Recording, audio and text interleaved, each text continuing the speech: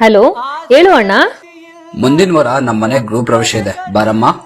ಹಾ ಅಣ್ಣ, ಖಂಡಿತ ಬರ್ತೀನಿ ಅಣ್ಣ. ಹಾಗೆ ನಿಮ್ ಭಾವ ಇದಾರೆ, ಅವರಿಗೂ ಫೋನ್ ಕೊಡ್ತೀನಿ, ಹೇಳ್ಬಿಡು ಅಣ್ಣ.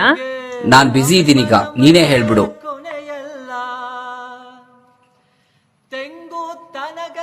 ಯಾಕೆ ಡಲ್ ಆಗಿದ್ಯಾ?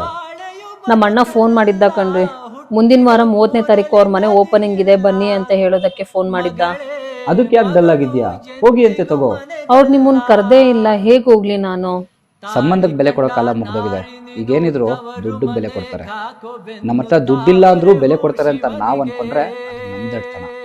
ದುಡ್ಡಿಲ್ಲ ಅಂತ ಅಂದ್ರೆ ಮನೆಯವರು ಮರ್ಯಾದೆ ಕೊಡಲ್ವಾ?